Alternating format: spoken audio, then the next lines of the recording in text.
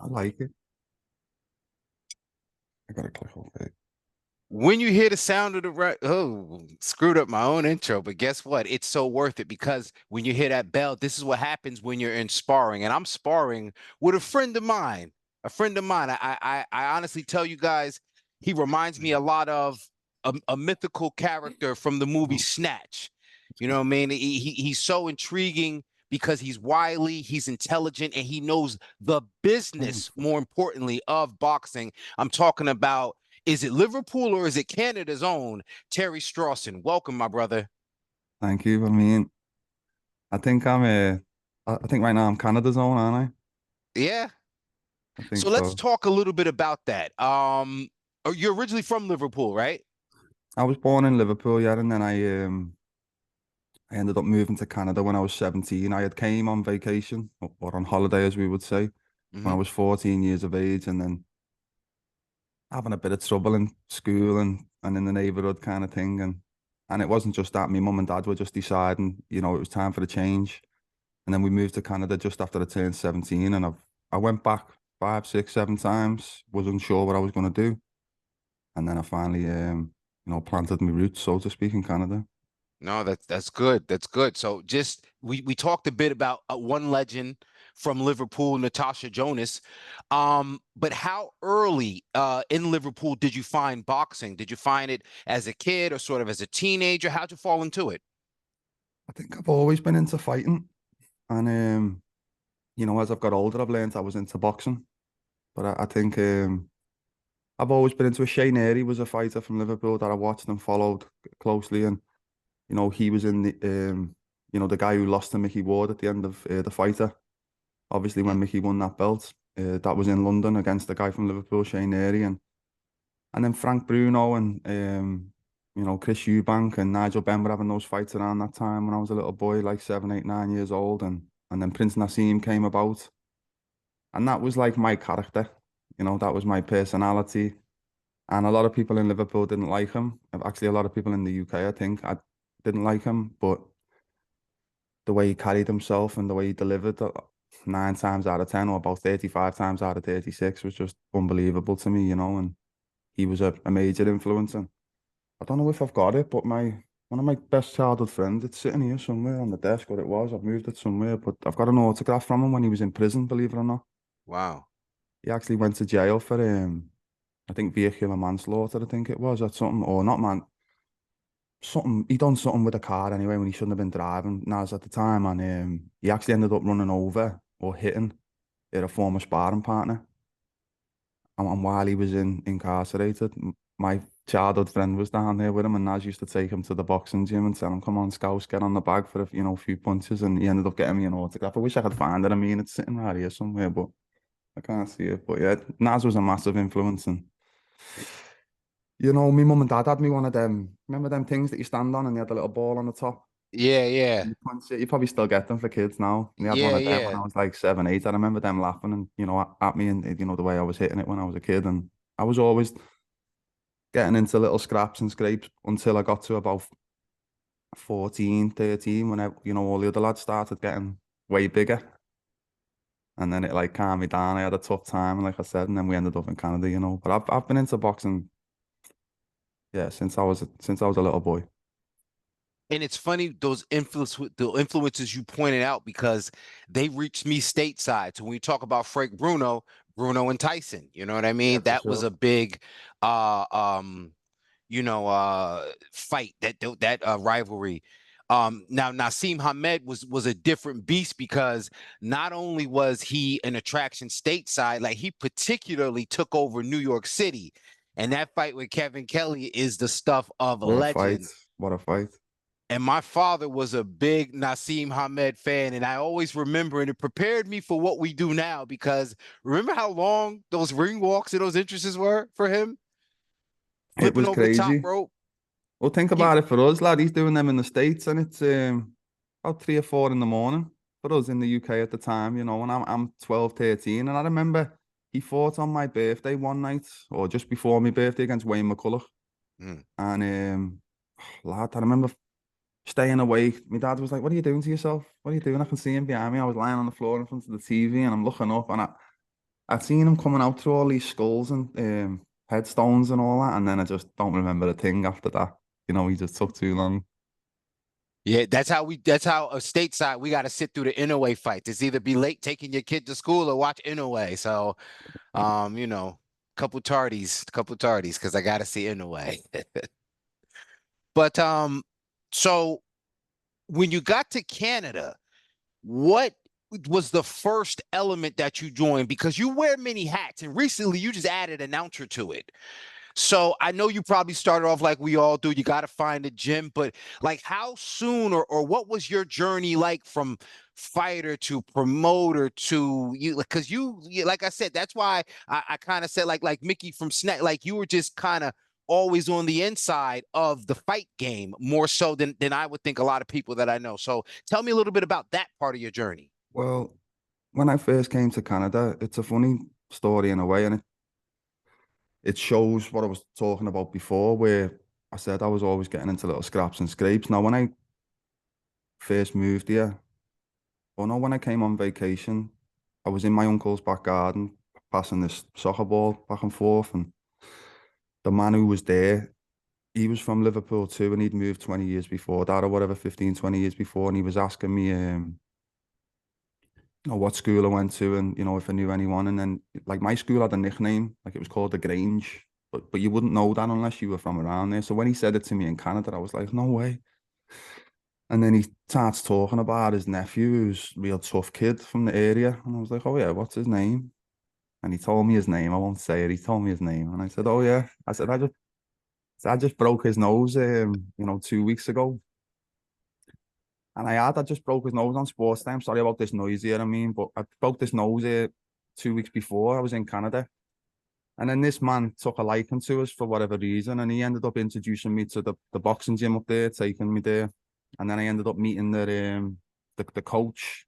He was in construction like myself at the time, and he invited me down.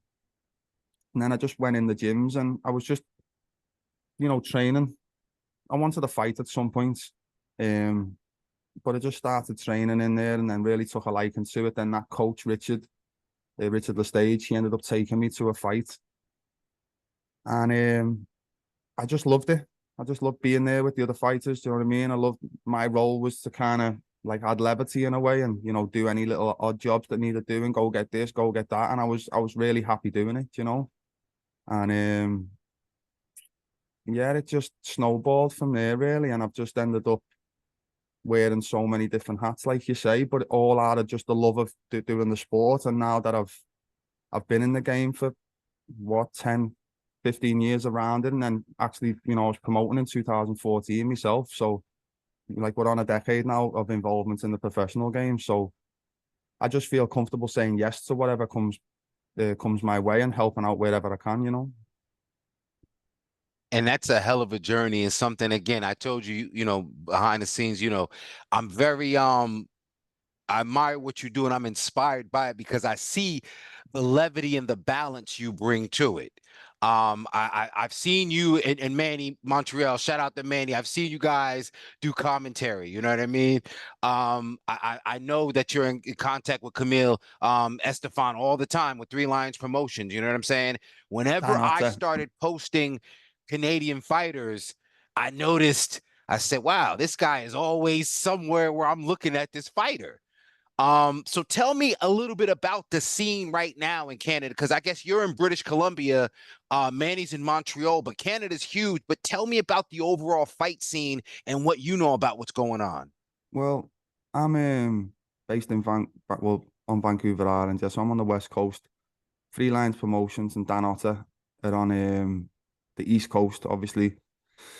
And then Manny's on the east coast too, but there's lots happening in between right now, and it's really good and kind of worrying at the moment in a way because there's so many fights and promotions right now, which is a good thing. But then you also wonder how sustainable everyone can be because there's such a small pool here for talent and fighters as a whole. Like if you're looking through the lightweight division or the welterweight division in the US, you'll have Page and Page and Page. And if you look through them divisions in Canada, you'll see 15 or 16, 17, 18 fighters across the whole country, you know, so, and everybody's at different levels, you know. There'll be, you know, at the top of that list, say at lightweight, you'll have someone like Lucas Baddy, who just knocked out Ashton Sylvie not long ago on the Jake Paul card. And then, you know, further down than that, you'll have guys who are 0-1, and there's only 14 spots between them or 13 spots between them, you know, so there's not an awful lot to pick from. But as I say, it is a positive time. Like here in BC, even our amateur program is doing a lot better than it's done in recent times.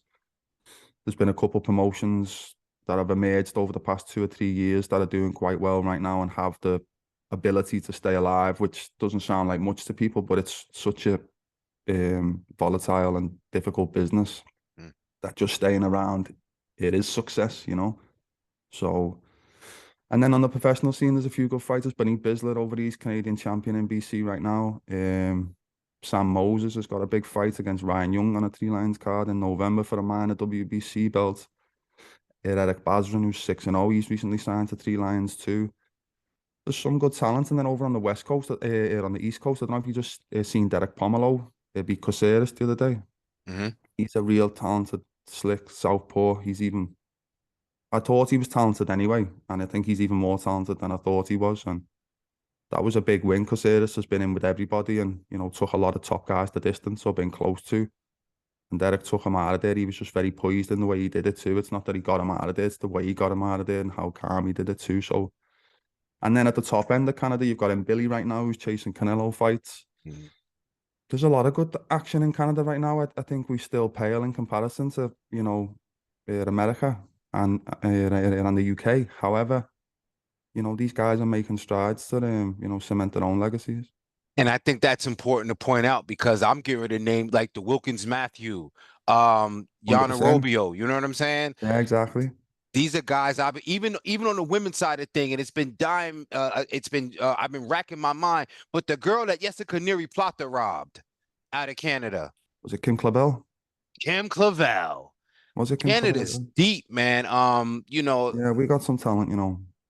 And I think because of the scarcity, you know, people get, you know, like iron sharpens iron. So I think these guys and gals have to kind of mix it up and mingle around until they can kind of get across the border to us. I noticed that Top Rank seems to be working with, you know, 3 Lions and Eye of the Tiger and different, you know, promotions. So I'm hopeful and I'm paying lots of attention to the scene. You know, Jessica Camara, that's my girl right there, 135. You know, I'm a Canuck, man. I'm loving it. I'm loving Yeah, I should have Canada. mentioned Jessica. Obviously, she's a recently crowned world champion, and she did fantastic over in South Korea. She came back home and defended it.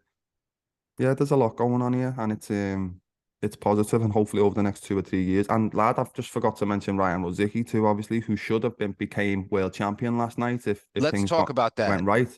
Yeah, it's fucked up, isn't it? But so and I don't even want to be too any more disparaging than I already have been, but Ryan Rozicki is a fan favorite. He's a hell of a fighter, a literal throwback. Literal throwback. And it's so unfortunate. I'm hoping that the WBC, I've met Mauricio Suleiman in person. Hopefully I get the chance to meet him again. But I hope that he uses the sense and the gentleman nature that he has to strip this guy of this belt. And maybe perhaps we saw, you know, Canada by way of Haiti, Jean Pascal. Maybe that fight can happen. What do you think of the prospects of the WBC doing what's right? I mean, I know it's a lot asking a sanctioning body to do what's right, but what do you think of the likelihood of that actually happening? I don't know. I mean, to be honest with you, I do. And I don't know if it is the right thing to do because I'm not sure what's going on behind the scenes with Noel McHale and Don King either. I don't know what their relationship like or what their promotional agreement now. I do believe that Noel McHale and Don King don't want to fight Ryan Rozicki. Why would you? He's an absolute fucking lunatic. He's got 19 or 20 KOs from his 21 wins. You know, outside of Canada, like not a lot of people know him. You know, you have to be a boxing head to be knowing him right now because we just haven't had the platform to get him out there and nobody's wanted to give him that really, you know. I think the Oscar Rivas fight was massive for him. you know, and it took him global. But again, that just added to the, you know, that part of it where people are saying, let's stay away from this guy. I think Dan's been told by Ben Shalom and Eddie Hearn, like, look, fuck off, you know what I mean? We don't need that right now, you know what I mean, for a number of reasons. And I think Don King sees these other guys like Zerdo and Billum Smith have got a big fight in Riyadh season. Jai Opatai's making big money, and Noel McKalen is being forced to fight this Terminator from Cape Breton. It just doesn't seem fair to them either. So I do believe the fight was going to happen. If Adrian Broner had stayed fifth for that first date, I think the fight would have happened because it had to happen. And Broner was going to pay for the show, basically, you know, probably, and help it out that way. Then when Noel got cut, it's just frustrating for Ryan because Ryan dealt with injuries and dealt with cuts on the way there too. So I'm really not sure. I don't see a fight with John Pascal happening for the WBC. That's just myself. That's not Three Lions speaking. That's just myself as a fan and a critic. I do think it could happen without the belt, but the problem is if you fight now, then you probably relinquish that mandatory status that you've got by stepping out the way and then allowing Noel to go do what he wants to do. So it's a tricky situation right now, and one that, you know, many fans outside just wouldn't understand. So let's keep it in that same context, because this weekend we saw probably a fight of the year candidate in a lot of people's minds, Sandy Ryan versus Mikaela Mayer. And outside of the fight, it was some things that, you know, we talked about that I don't want to say it's par for the course in women's boxing, but there is its fair share of drama in all boxing. We just talked about the drama with, you know, Mikaela and Rosicky, but this was a little bit different. And so when I talk about your insight, even as I was preparing my notes, it dawned on me. When you're able, and I'm talking about you when you gave me that answer and you were talking about the opportunity for the promotion, that's the levels to where myself, I hadn't thought about it. I'm still thinking about it from that emotional place. But just tell me and tell the people watching, what would have been the consequences for those that, like me, that might have felt like, oh, it would have been a great idea for Sandy to pull out. You know, you don't want to be violated like that. You tell me all, you know, the other side beyond the emotions on the fallout that could happen should a fighter pull out in that sort of situation.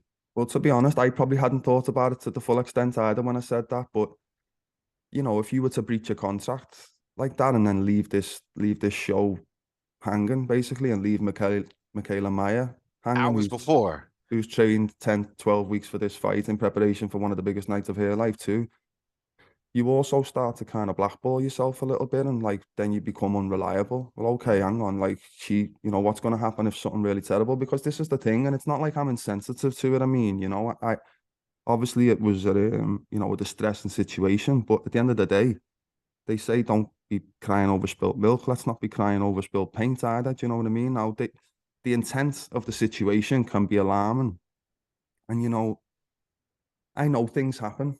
And I can remember being in Las Vegas the day after Manny Pacquiao fought Juan Manuel Marquez for the third time, and there was a kid in the Armani store I was in. I think it was Armani Exchange. But anyway, I was in the store and the guy said, oh, he should have done this, he should have done that, and he didn't look very good. And I'm like, listen, he's going through a divorce. You know? He said, that shouldn't matter. I said, listen, bro, if you were fucking breaking up with your girlfriend, you think it'd be a little more difficult to fold these Armani polos or what?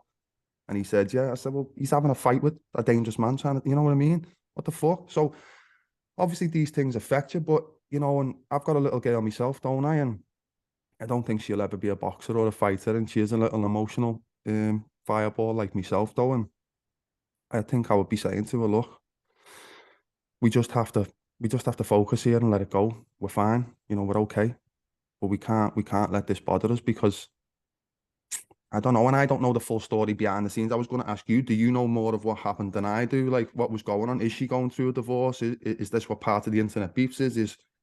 How much stuff mentally, because this is a mental game. You can be physically in shape, but if your head's not in it, then I get it. But yeah, I definitely wouldn't have pulled out of a fight with her. And I think it's easier said than done, but I think the classier thing to do is just keep quiet about it all anyway, and keep it down, and then maybe tell this story in a few months' time or something like that if you really want to, or put it in your book when your fucking career's over or something like that, and then people will know. But I don't know. I mean, I wouldn't have even contemplated pulling out, you know. No, and I agree. I had a couple of knee-jerk reactions. I gotta tell you, I posted something in my Instagram story.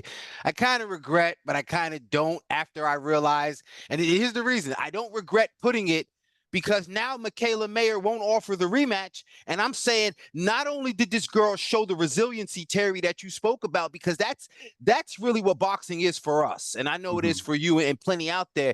It's about that resiliency.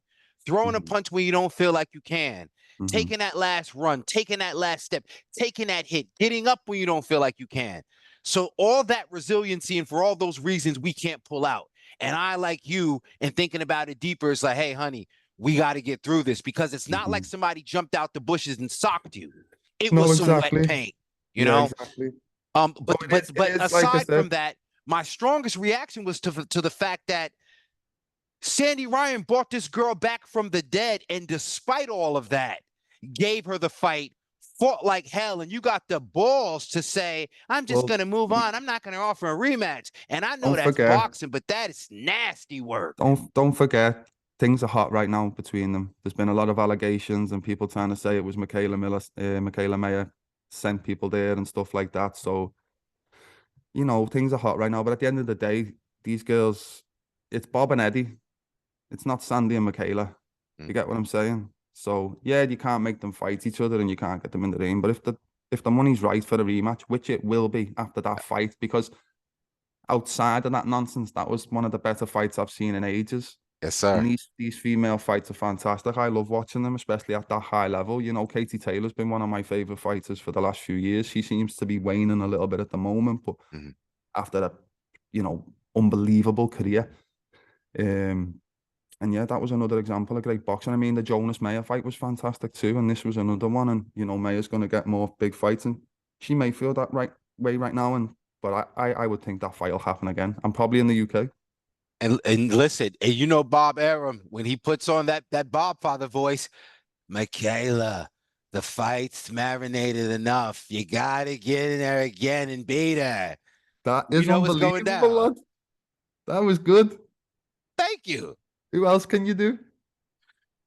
I don't That know. was good. I wish I could do Eddie, because Eddie could sing his ass off. When he was singing That Good. Ain't No Sunshine, I'm like, damn, that boy got some pipes. Eddie's good.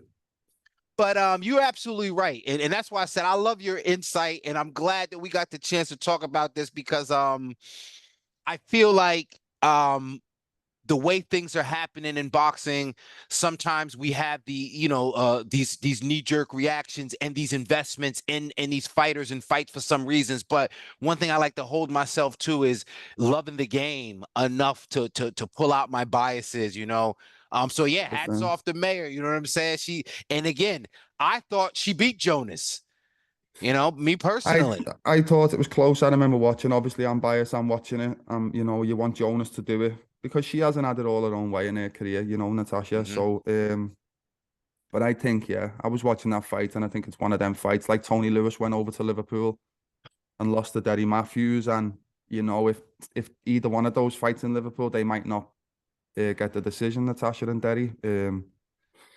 But this is boxing, you know, and this is how it goes. And you know, you'd often even think local commissions will favour local guys. You feel sometimes too, you know, and even if it's not like been told to them or been, you know, they've been asked to do that. It's just the fact that they've been in boxing in that community all their life. And they probably watched Derry Matthews and Natasha Jonas amateur boxing at 9 and 10 years old. Who do you think's getting the fucking close rounds? You Yeah, know, yeah, it's yeah. like, it is what it is. So, Literally, that's the definition of it. It depends on what you like. You know, you'll be watching a yeah. fight. They say, well, what the judges say kind of depends on what you like. There, Hmm. you know, you have to allow yourself to know that you have a built-in bias, because it does happen. And And as again, I far as want to. you, as far as you know, saying something you regret there on Instagram, lad. It wasn't long ago I got myself embroiled in a crazy debacle with the women's boxing in the Olympics. So don't you worry about it, lad. It happens, right? It happens, right? Because as you said, this boxing thing is crazy. You'll find yourself wearing many hats. And um, Terry, you are a great role model and a great person to look up to. Anybody that is aspiring to get into this game, I would definitely have to say that to you, mano a mano. And when I'm in the Great White North, I don't know if I'll ever be on the West Coast, but I know I got a friend out there, and I know You that do. we'll definitely be able to chop it up and talk some serious boxing, brother. I mean, thank you so much for your kind words, and likewise, mate. Thanks for having me so much. I swear. And tell the people where they can find you, because you got something great going on with Tony Lewis, and give people your social media, and also talk about Tony and Terry Talk Boxing. Yeah, well, you can find me at Terence Strawson on Instagram and at Tony and Terry Talk Boxing. And Tony and Terry Talk Boxing is actually I think it's somewhat of a brainchild of Manny Montreal, if we're being honest. You know, he was always pumping the idea of doing something, and then Tony came about. And me and Tony have never even met in person, to be honest, but we've known each other for a while. I've worked with his dad on making fights here and there in the past, and he just seemed like a good set of fellas. And obviously Tony was a former world title challenger and had some big fights and a real. He actually, funny that you said that. He actually reminds me of the Camden Buzzsaw. Dwight Muhammad Kwawi. Yeah, man. I just not all the time, but just in the sense where Tony was in your chest. He put his head down and he let his shots off, and he worked and he worked and he worked, much like Muhammad Kai. And yeah, so there's another little connection for you. But yeah, you can find us on Thursdays at 6 p.m. Pacific and 9 p.m. Eastern. I think this week we might have to do Wednesday. I think we should have a couple special guests on this week. I think maybe Mark Smither and Helman Delacoza, who've got a big fight on United Promotions coming up. I think they're going to come on and have a talk with us. So this week may not be a bad time to join. Absolutely. Ladies and gentlemen, you know where to find me. This was a great experience. And my brother, I'll be talking to you soon. Appreciate your time. Thank you, Amin.